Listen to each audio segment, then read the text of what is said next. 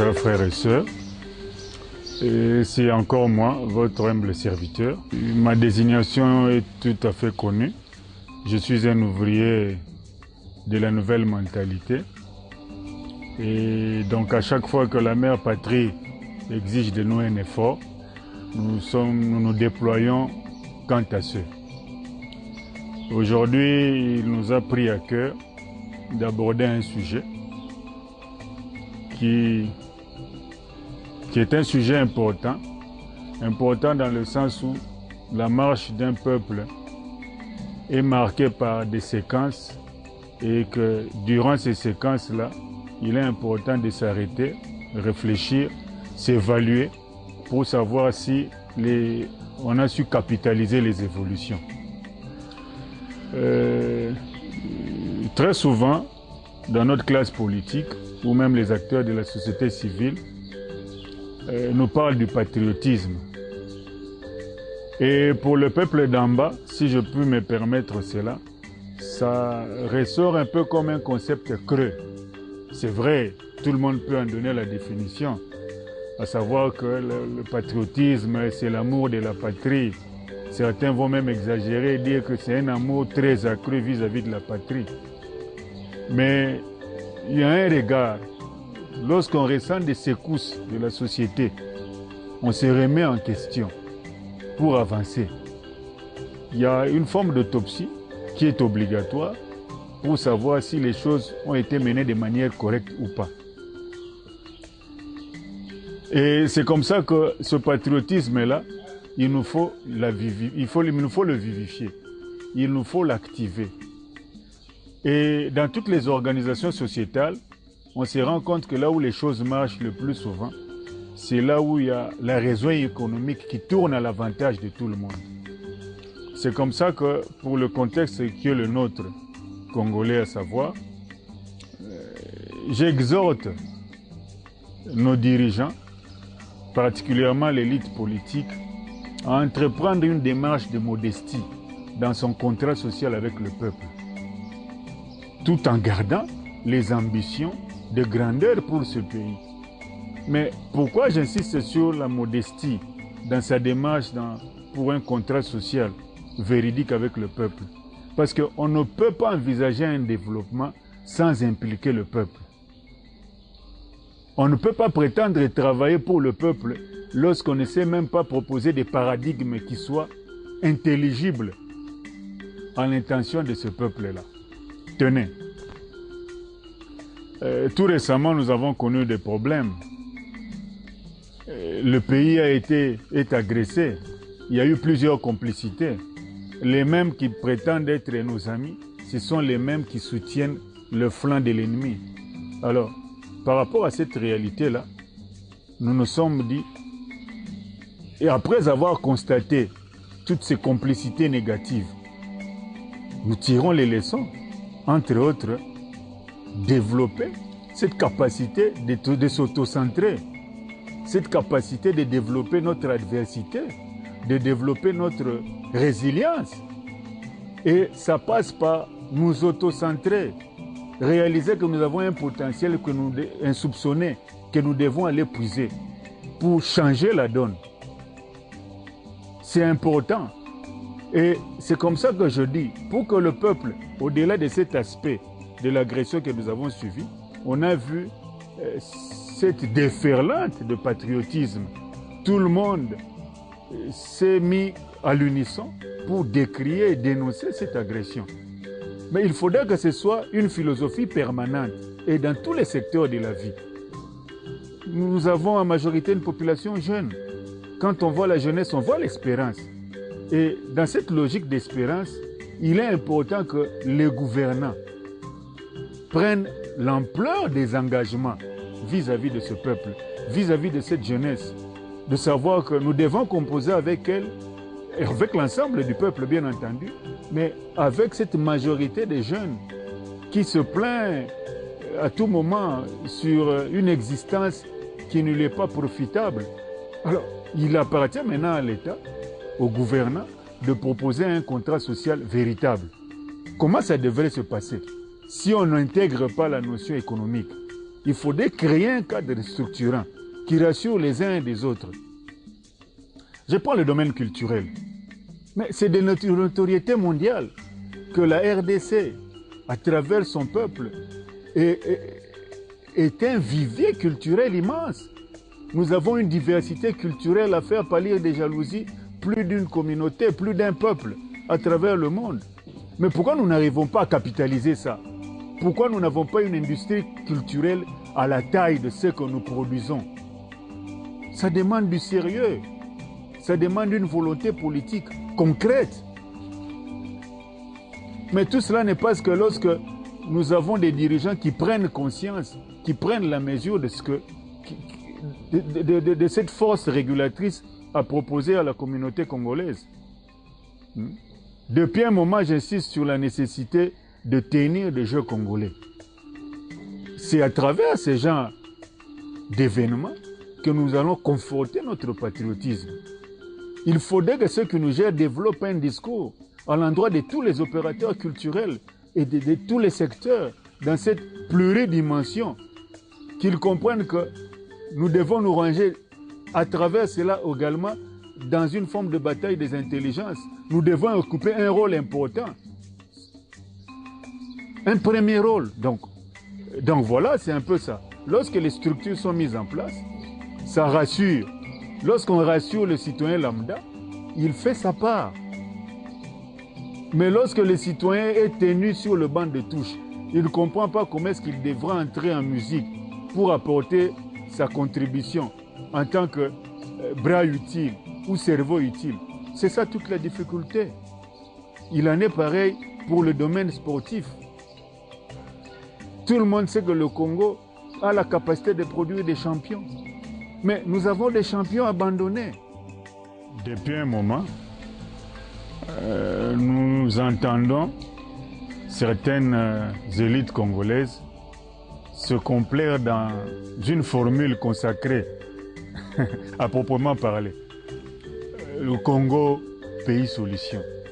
Mais à bien regarder, ceux qui ont identifié l'opportunité que le Congo est un pays solution, mais ce sont ces envahisseurs, ce sont ceux qui viennent nous proposer des deals. Est-ce que ça vient de notre propre démarche? Bon, si, puisque c'est une vérité, qu'est-ce que nous avons fait pour nous approprier cette formule-là? Comment est-ce que nous construisons notre plaidoyer dans divers domaines qui semblent être l'intérêt mondial? Donc c'est ça le problème. On ne doit pas continuer à raconter cela telle la philosophie des perroquets. Je prends un cas concret. Nous sommes dans le domaine minier. On a exhumé les dégâts macabres des contrats chinois. Le pays a perdu sur tout le plan. Non seulement en tant que des minéraux qui sont partis, qui ne vont plus revenir, mais en termes de dignité. Et ceux qui ont eu la charge de gérer l'État ne s'en sont même pas excusés. Il y a eu des détournements à tour de bras. Mais à travers cela, on a pu comprendre que le Congo était un pays solution. Mais pour qui? Pour les autres ou pour nous-mêmes? Voilà pourquoi j'insiste sur la nécessité d'inculquer dans les mentalités congolaises, pour singulariser la chose, dans la mentalité congolaise, l'impératif d'un patriotisme économique. Si réellement nous sommes sérieux, mettons-nous debout, faisons les choses correctement. Ça passerait par quoi concrètement? Nous avons des mines, parsemées à travers l'étendue de notre territoire. C'est simple. Comment est-ce qu'on va procéder? Écoutez, l'État s'organise dans sa grande force régulatrice à implanter des filières de formation pour que même si ces gens venaient avec les capitaux, mais que nous ayons une main-d'œuvre incontournable, se servir de la main-d'œuvre congolaise. Ce n'est qu'à travers ces genres d'actions posées que nous allons démontrer notre capacité d'absorption, démontrer à ceux qui viennent avec des capitaux que c'est une destination crédible, mais qu'effectivement, c'est composé avec les Congolais, pas seulement avec les richesses du Congo. Il est temps que l'homme congolais soit le centre de tout dans son pays. À un moment donné, il faut être sérieux. Nous ne devons pas continuer à mépriser l'avantage que la divine providence a mis à notre disposition. Nous devons devenir sérieux quant à notre engagement. Je prends un autre fait. Aujourd'hui, nous avons des églises plurielles, parsemées à travers l'étendue de la République. Mais l'État peut comme ça dealer avec ces églises, dans le domaine agricole par exemple. Parce qu'en temps normal, je m'inquiète, je me dis, mais depuis tout ce temps, comment le Congo n'est pas dans la révolution agricole? Comment le Congo ne lance pas, ne décrète pas son état d'urgence agricole, alors que c'est une nécessité impérieuse? Que le Congo développe des partenariats en interne, toujours dans cette capacité de résilience et dans cette capacité d'autocentrage. Nous demandons aux églises, par exemple, que chacune d'elles soit en mesure de prendre des terres avec des conditionnalités qui permettent de travailler. C'est comme ça que d'abord, une main-d'œuvre sera résorbée, main-d'œuvre locale, la production par la suite va réduire la pauvreté, on va gagner en dignité, on va promettre toute une génération, il y aura plusieurs filières, mais que l'État soit sérieux, que l'État propose un contrat convenable à travers la formation, même si les capitaux viendront après, mais que nous ayons déjà développé cette capacité-là. C'est valable pour le secteur de la pêche, et donc voilà, j'en passe. On vient de voir la sortie de l'équipe du Premier ministre Samalou Kondé II. À titre personnel, mon point de vue n'est pas si important, parce qu'il y en a qui sont favorables et d'autres sont déçus. Quant à l'entrée de certains visages et au départ de certains, il s'agit peut-être d'une partisanerie politique. Loin de nous, cette réalité-là. Mais puisque vous insistez, je dirais ceci. Les défis sont colossaux. Le Congo est un peu comme est dans cette réalité depuis longtemps.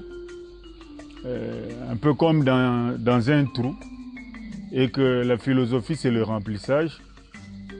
Même si de bonne foi, on assiste à un travail donné, mais il faudrait faire plus. C'est comme ça que d'entrée de jeu, j'ai parlé du gouvernement ou de l'État qui doit maintenir ses ambitions au plus haut niveau. Tout en étant modeste dans son contrat social. Une fois de plus, j'insiste sur la nécessité d'impliquer le peuple tous azimuts dans une dynamique de progrès. Et ça demande, ce contrat de modestie exige premièrement le fait de s'identifier en tant que ce peuple-là, même quand on est dirigeant. Ces écarts de train de vie doivent prendre fin. C'est important. Vous ne pouvez pas afficher une richesse ostentatoire alors que le contribuable sait que ça vient de ses propres moyens.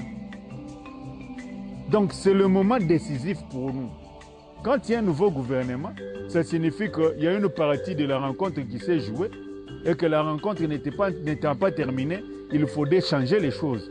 Et quand on veut changer les choses, il faut rassurer, en dépit de toutes les critiques qui fusent de partout. En tant que Congolais, en tant qu'ouvrier, je suis tenu à respecter l'équipe qui a été présentée. Mais il faudrait que le travail soit laborieux, sérieux. Ça commence d'abord par résoudre l'équation de la dignité. Nous n'avons pas besoin de dirigeants qui sont corrompus ou même corrupteurs. Il faut faire cet effort-là. Nous sommes un pays immensement riche, ça c'est un fait. Donc même en travaillant honnêtement, nous pouvons avoir des retombées. Pour celui qui vient de faire son entrée à la tête du ministère de l'économie, M. Vital Kamerhe, c'est vrai qu'il s'est passé bien de choses, mais étant républicain, une décision a été sortie. L'homme a été innocenté par la justice. Je me maintiens à la forme, j'ai accepté la décision. Mais je me rappelle, pendant le 1+4, il y a un ministre qui était là et qu'avant son arrivée, le sac de ciment s'est négocié pratiquement à $40. Mais en 3 mois, avant les 3 mois de son mandat, il a ramené le sac de ciment à 10 $. C'était un exploit. Mais prenons cette philosophie-là. C'est honteux. On ne peut pas être ministre de l'économie et ne pas avoir le contrôle sur la structure des prix. Nous avons la possibilité, tel que je venais de l'évoquer. Si l'État, par exemple, tient compte, c'est un aspect économique, bien que c'est dans le domaine agricole, l'État décide de travailler avec les églises plurielles et peut-être une société civile autre que les églises également. Ça signifie qu'en moins d'une année, si le plan est exécuté, les gens ne vont plus pleurer, ne vont plus dire qu'ils ont faim. C'est-à-dire qu'il y aura du concret. Donc nous avons besoin des ministres qui soient pragmatiques, qui aient ce forfait de considération, de dignité, de dire que non, voilà, c'est aussi une question de race. On ne peut pas continuer à critiquer le Congolais partout, à longueur de journée, disant qu'il est en train de paresser, puisqu'il est assis sur d'énormes richesses, il ne comprend pas pourquoi est-ce qu'il est là. Nous devons vendre l'image du Congolais, plus du Congo. Parce que si nous vendons correctement l'image du Congolais, c'est l'image du Congo qui sera vendue. Et du reste, les gens sont informés de ce que le Congo représente bien avant qu'on parle du Congolais. Donc nous devons renverser cette tendance-là. Et c'est comme ça que je demande à ceux qui sont dans l'équipe actuelle de faire le travail et le bon. Oui, puisque nous sommes un pays agressé, donc l'actualité par rapport à la personnalité qui vient d'entrer à la tête du ministère de la Défense est tout autant importante, en tout cas très importante. Monsieur Bemba, ce n'est plus un visage à présenter. Il a été presque au sommet de l'État ici en tant que président d'une grande institution, de la commission ECOFIN. Bon, au-delà des controverses, j'estime que dans ce cas, puisqu'il a été choisi, il a une réputation à préserver. J'aimerais qu'il arrive au stade de convertir le mythe autour de lui en quelque chose de réel. Et surtout qu'il arrive à la tête du ministère dans un moment très favorable, parce que la diplomatie a permis des avancées. L'embargo est tombé. Depuis l'année passée, une grande loi a été votée. Il s'agit de la loi de la programmation militaire. Donc, il y a de l'argent frais.